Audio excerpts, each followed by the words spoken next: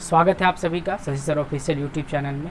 आज हम लोग एक बहुत ही महत्वपूर्ण टॉपिक के बारे में चर्चा करने जा रहे हैं, संधि। संधि ऐसा टॉपिक है जिससे अगर प्रश्नों की बात की जाए तो चाहे बोर्ड परीक्षा हो या कंपटीशन की परीक्षा हो, कोई ऐसी परीक्षा नहीं है जहां हिंदी पूछा जाता हो, हिंदी व्याकरण पूछा जाता हो और संधि ना पूछे। ऐसा नहीं हो सकता। इसलिए आप इसके महत्व को आप समझ सकते हैं कि कितना ज़्यादा महत्वपूर्ण टॉपिक है सबके लिए। अगर इसकी परिभाषा की बात किया जाए तो संधि शब्द जो है संस्कृत भाषा का शब्द है, संस्कृत से ही लिया गया है और सम जोड़ धी मिलकर बनता है संधि। और इस शब्द का अर्थ होता है क्या? मेल। संधि का सीधा अर्थ क्या है? मेल है। और इसकी परिभाषा की अगर हम बात करें तो दो निकटवर्ती वर्णों के परस्पर मेल से जो विकार उत्पन्न होता है उसे ही क्या कहते हैं? संधि कहते हैं। अलग अलग किताबों में या अलग अलग विद्वानों का परिभाषा अलग अलग हो सकता है, उसके लिए आप चिंता ना करें। जैसे यहां पर देखिए दो एग्जांपल्स दिए हुए हैं। जैसे देव जोड़ इंद्र क्या बना? देवेंद्र। भानु जोड़ उदय क्या बनता है? भानुदय।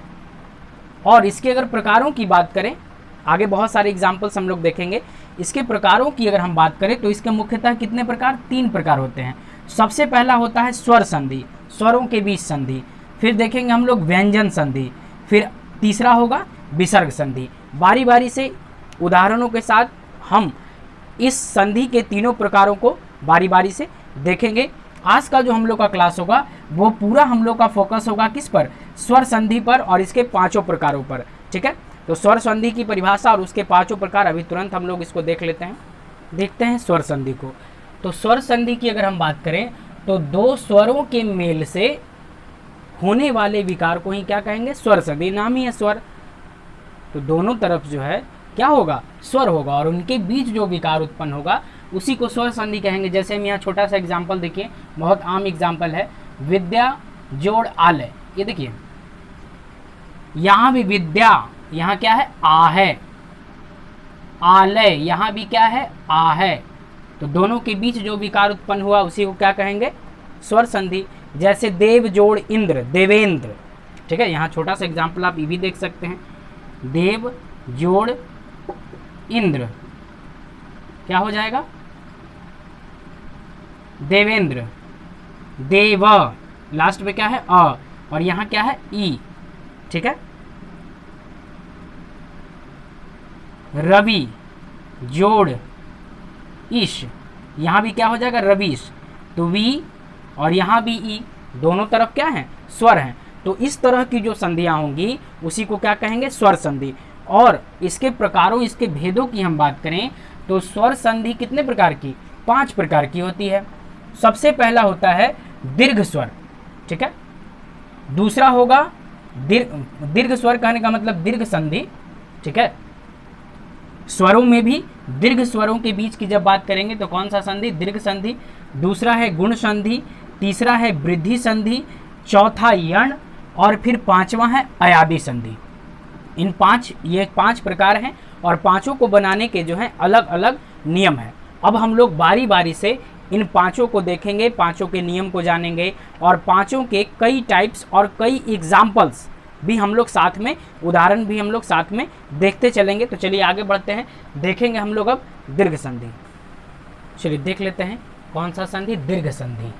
दीर्घ संधि कहता क्या है कि दीर्घ संधि का नियम ये कहता है कि जब विकार जब भी उत्पन्न होगा तब देखिए यहाँ लिखा हुआ है ह्रस्व या दीर्घ स्वर, ह्रस्व रहे या दीर्घ रहे या फिर ह्रस्व ह्रस्व हो सकता है, दीर्घ दीर्घ हो सकता है, लेकिन दोनों के मिलने पर क्या हो जाएगा? दीर्घ हो जाएगा। जैसे आप एग्जाम्पल यहाँ देख सकते हैं, अ और आ भी मिलेगा तो भी आ होगा, अ और आ मिलेगा तो भी आ होगा, आ और अ मिलेगा तो भी आ होगा, और आ मिलने से भी क्या होगा? आ ही होगा। यानी देख रहे हैं यहाँ पे ह्रस्व है, यहाँ भी ह्रस्व है, दोनों ह्रस्व के मिलने से भी दीर्घ हुआ, ह्रस्व और दीर्घ मिलने से भी दीर्घ हुआ, दीर्घ और ह्रस्व मिलने से भी दीर्घ हो गया, और दीर्घ दीर्घ मिला तो भी क्या हो गया? दीर्घ हो गया। यानी सीधा मतलब है कि जब दो स्वरों के बीच क्या होगा? संधि होगा और एक तरफ ह्रस्व रहे और दूसरे तरफ ह्रस्व रहे या दीर्घ रहे या दोनों तरफ ह्रस्व रहे या दोनों तरफ दीर्घ रहे, कंडीशन चाहे जो भी हो, केवल आपसी ह्रस्व स्वर के मेल से जब निकलेगा तो दीर्घ ही निकलेगा। ठीक है, सिंपल सी बात। नाम है दीर्घ तो क्या निकलेगा? दीर्घ निकलेगा। ठीक है, एग्जाम्पल सबसे पहला देख लेते हैं हम लोग। अ जोड़ आ बराबर क्या हो जाएगा? आ। जैसे यहां पर है अन्न जोड़ अभाव, तो क्या हो गया? अन्नाभाव। न और अ दोनों मिलके क्या बन गया? आ बन गया। यहां क्या है? धर्म जोड़ अर्थ, धर्म, यहां भी अ है और यहां पे स्पष्ट रूप से देख रहे हैं क्या है? अ है, और दोनों मिलके क्या बन गया? धर्मार्थ। अ और आ दोनों मिला तो क्या बना? आ बना। शिव जोड़ आलय, देख रहे हैं यहां अ है, लास्ट में क्या है? अ की ध्वनि है, अकारांत शब्द है शिव। अ और आ मिला तो क्या बन गया? शिवालय, यानी व और अ मिलके वा बन गया। देव जोड़ आलय, व और आ मिलके वा बन गया, देवात्मा। इसके बाद क्या है? आ जोड़ अ बराबर आ। विद्या जोड़ अर्थी, आ और अ मिला तो आ बन गया, विद्या, विद्यार्थी। आ जोड़ आ बराबर आ, विद्या जोड़ आलय बराबर विद्यालय। यहाँ एग्जाम्पल्स कुछ कम कर दिए हम, बहुत लंबा जाने वाला है। और जब आपका सिट प्रैक्टिस होगा, जब क्वेश्चन वगैरह की प्रैक्टिस होगी, तो उसमें हम बहुत सारे एग्जाम्पल्स को देखेंगे, कौन कौन सा स्वर है, कौन सा संधि है, इस तरह का चेकिंग जब होगा ना क्वेश्चन वगैरह में, तो उसमें आपका ज़्यादा क्लियर होगा। ठीक है, इससे भी अच्छा प्रैक्टिस होगा। आ जोड़ आ बराबर आ, विद्या जोड़ आलय बराबर विद्यालय। देख रहे, छोटा ई जोड़ छोटा ई क्या बन गया? बड़ा ई, यानी ह्रस्व ह्रस्व मिलके यहां भी बन गया दीर्घ। गिरी जोड़ इंद्र गिरिंद्र, देख रहे हैं यहां ह्रस्व है, यहां भी ह्रस्व है, और यहां क्या बन गया? दीर्घ बन गया। चलिए और कुछ एग्जांपल्स देख लेते हैं। अगला है हमारे पास, अगला है छोटी ई जोड़ बड़ी ई, यानी ह्रस्व ई और दीर्घ ई जोड़कर भी क्या बनेगा? दीर्घ ई बनेगा। इसका एग्जाम्पल है गिरी जोड़ ईश, गिरीश। इस तरह के जो भी शब्द होंगे उन पर यह अप्लाई होगा। बस देखना यह है कि अंतिम और इसका पहला जो शब्द है उसका अंतिम वर्ण और दूसरा जो शब्द है उसका पहला वर्ण, इन्हीं दोनों को मेन हम लोग को देखना है। अगला क्या है? बड़ी ई जोड़ छोटी ई बराबर बड़ी ई। बड़ी अर्थात दीर्घ और ह्रस्व। मही जोड़ इंद्र महेंद्र। दीर्घ ई जोड़ दीर्घ ई बराबर क्या है? दीर्घ ई। पृथ्वी जोड़ ईश पृथ्वीश। नदी जोड़ ईश नदीश। रजनी जोड़ ईश रजनीश। सती जोड़ ईश सतीश। समझ पा रहे होंगे आप? छोटा ऊ और बड़ा, छोटा ऊ और छोटा ऊ, यानी ह्रस्व ऊ और ह्रस्व ऊ को जोड़ने से क्या बनेगा? दीर्घ ऊ। हम लोग देख रहे हैं कि एकदम सारे एग्जाम्पल्स में हम देख पा रहे हैं कि ह्रस्व मिले ह्रस्व से, या ह्रस्व मिले दीर्घ से, या दीर्घ दीर्घ से मिले, चाहे जो जिससे मिले निकलेगा क्या? दीर्घ ही निकलेगा। जैसे भानु जोड़ उदय, भानुदय, देख रहे हैं आप, हर्षुकार हर्षुकार जाके हो गया दीर्घोकार। ठीक है, हर्षुकार जाके हो गया दीर्घोकार, यानी सु जोड़ उक्ति शुक्ति। चलिए, दीर्घुकार जोड़ हर्षुकार, ठीक है, भी क्या बनेगा? दीर्घ उ। वधु जोड़ उत्सव वधोत्सव। फिर बड़ा ऊ जोड़ बड़ा ऊ भी बड़ा ऊ बन जाएगा, जैसे भू जोड़ ऊषर भूषर। और कुछ बच्चे इसी में पूछते हैं कि जी री मिलेगा तो क्या बनेगा?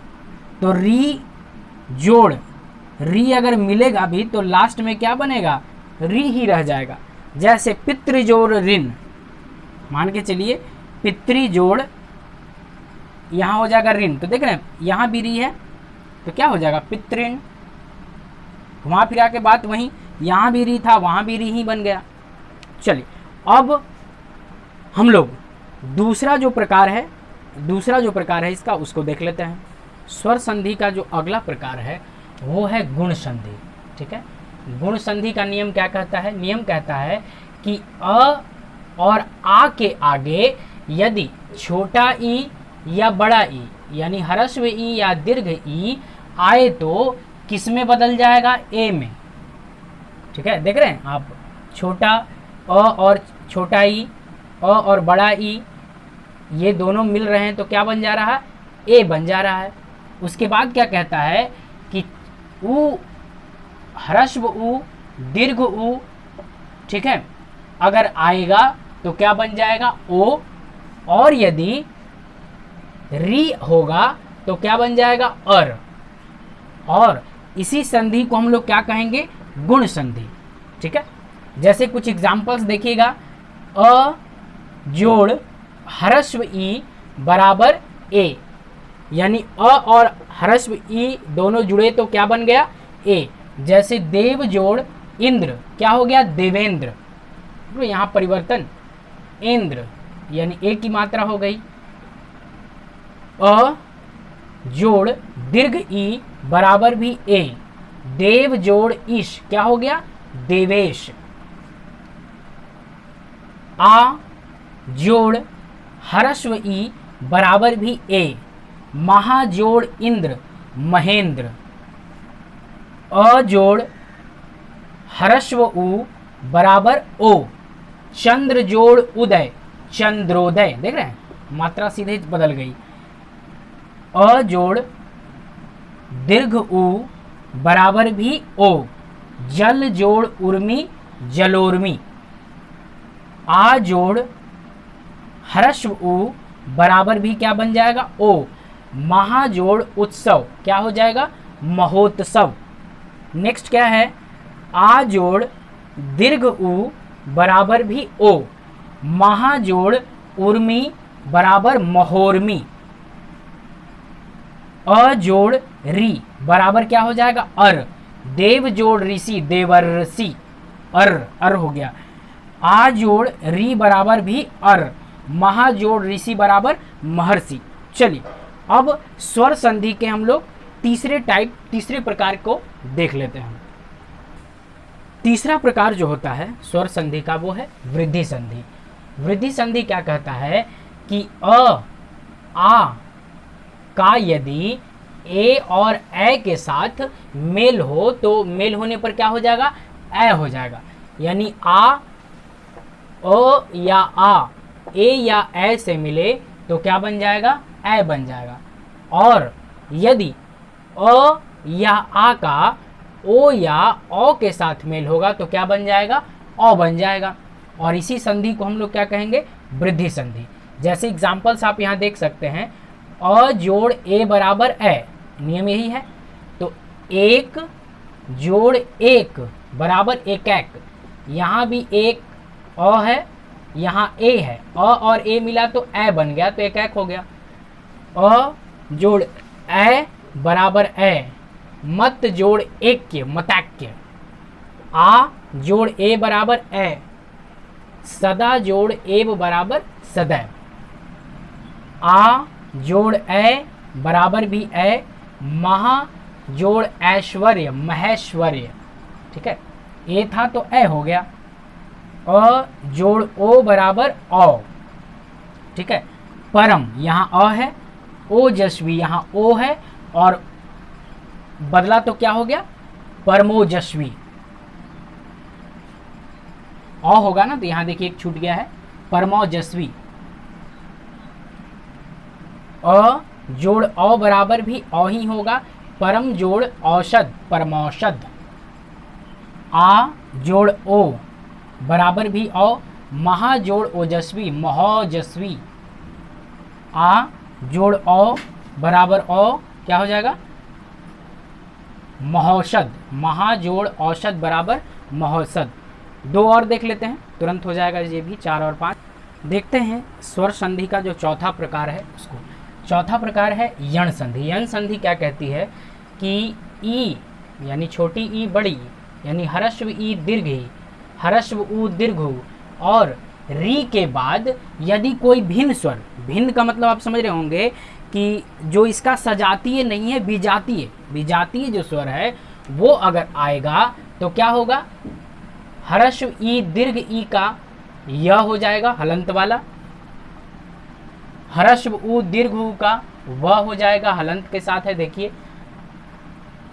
और री का हो जाएगा र, ये भी हलंत है यानी आधा है सब, एग्जाम्पल्स है ई जोड़ अ, ठीक है, यदि जोड़ अपि, यद्यपि, ई जोड़ आ, अति जोड़ आवश्यक, अत्यावश्यक, देख रहे हैं आप सब आधा होते जा रहा है, अत्या, ई जोड़ उ, अति जोड़ उत्तम, अत्युत्तम, ई जोड़ दीर्घ उ, अति जोड़ उष्म, अत्युष्म, उ जोड़ अ, अनु जोड़ ऐ, अन्वय, अ जोड़ आ, मधु जोड़ आलय, मध्वालय, अ जोड़ ओ, गुरु जोड़ ओदन, गुरुवोदन, उ जोड़ औ, गुरु जोड़ औदार्य, गुरुदार्य, री जोड़ आ, पितृ जोड़ आदेश, पित्रादेश।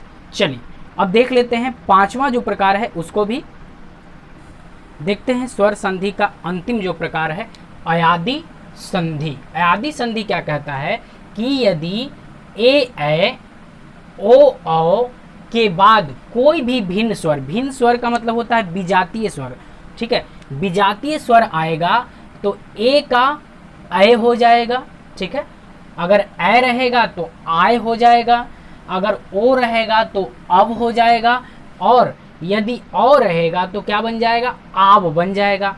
जैसे यहाँ आप देख सकते हैं ने जोड़ अन, नयन, ठीक है, नयन, अय अय, देख अय नयन, चे जोड़ अन, चयन, क्या है नेक्स्ट है नय जोड़ अक, नायक, ठीक है, नय जोड़ अक, नायक, नायक, गय जोड़ अक, गायक, फिर है क्या पो जोड़ अन, पावन, श्रो जोड़ अन, श्रावण। यहाँ थोड़ा सा आप कंफ्यूज हो सकते हैं, यहाँ पर कंफ्यूजन है, यहाँ पर देखिए यहाँ त वर्गीना है और यहाँ ट वर्गीना है, तो यहाँ हुआ क्या, यहाँ क्या है श्रो, तो र का जो उच्चारण है र के चलते र का, यहाँ पर र की ध्वनि है, इसी चलते र के चलते जो है तवर्गीना जो है टवर्गीना में बदल गया, यानी ये न जो है इस न में परिवर्तित हो गया, यहाँ पर र का उच्चारण के चलते। संधि में ये नियम है,